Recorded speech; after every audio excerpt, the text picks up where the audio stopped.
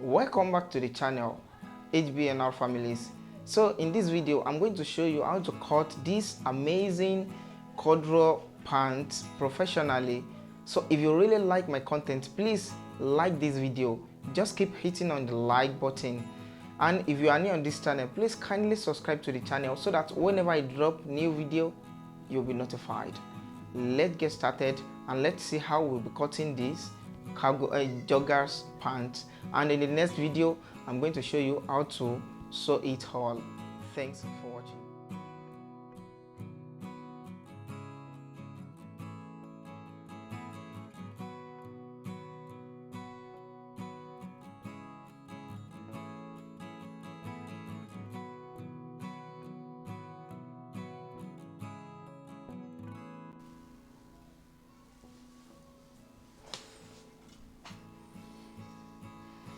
So I'm going to draw a straight line for my starting point here.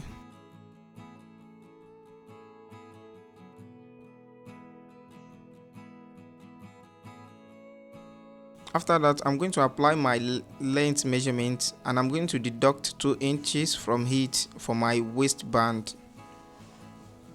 So as you can see that I've deducted 2 inches and I marked 37 for my length measurement, and I had extra 1 inches for the hemming allowance. I'm going to do the same thing here, and I'm going to connect the marked area together.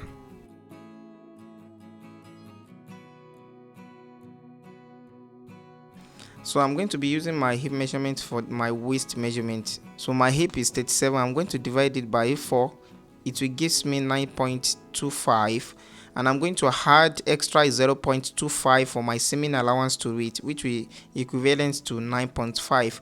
So the reason I'm using my hip measurement to cut the waist is that the joggers is not going to have zip, and if I use my actual waist measurement to cut the waist, when I'm putting it on, it might not pass through the hips area.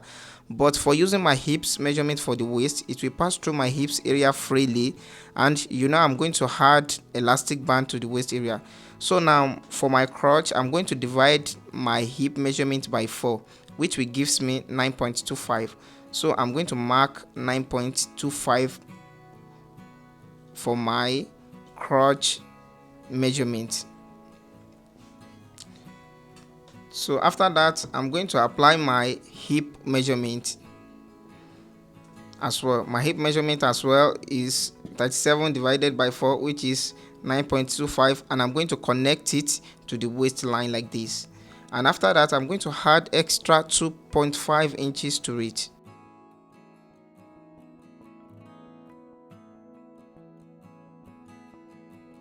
So after that, I'm going to draw the crotch curve.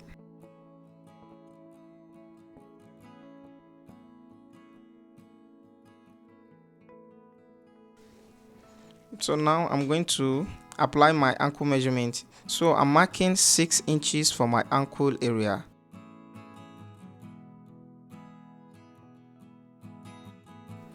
So I'll be using my hip curve to connect the crotch area to the ankle area like this.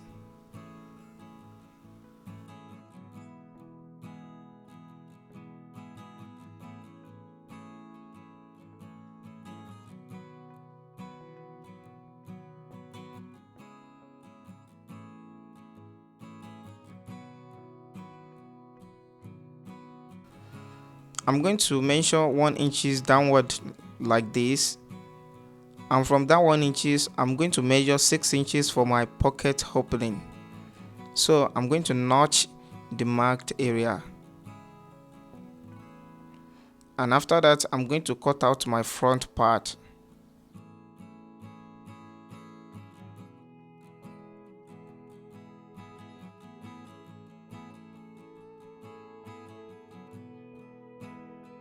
So I'm going to mark 3 inches here, so that when I fold it, it will equivalent to 1.5 inches.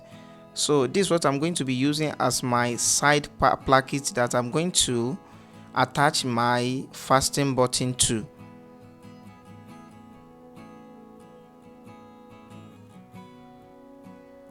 So I'm going to connect the marked line together and I'm going to cut it out.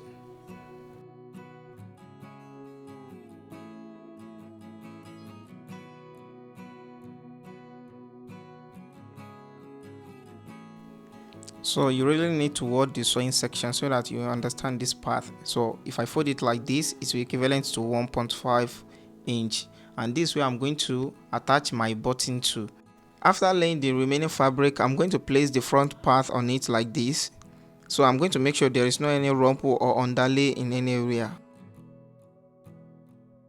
So after that, I'm going to measure 1.5 inches here. So the back part is usually higher than the front part. So I'm going to connect it to the tips of the pocket areas, side pocket area.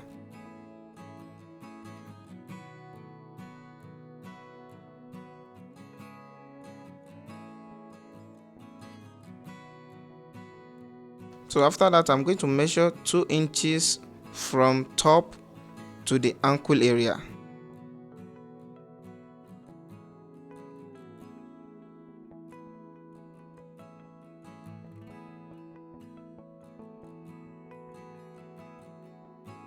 Now I'm going to connect the marked area together.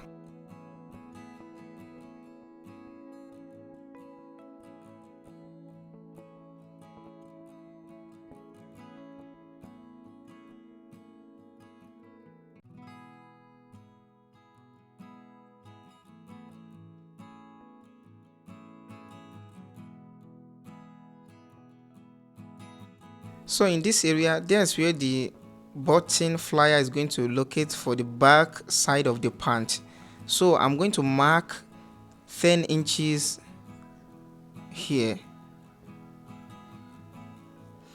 and I'm going to mark 1.5 inches as the width of it.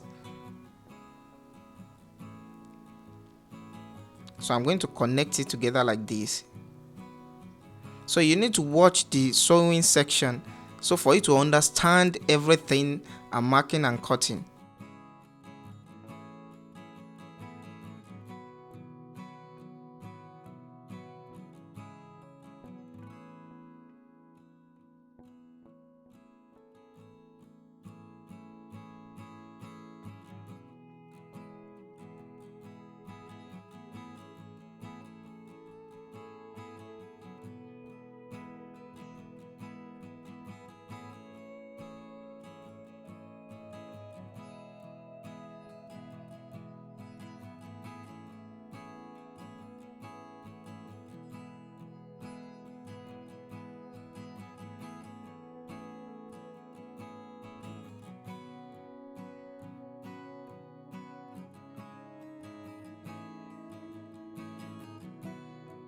So this is my waistband fabric.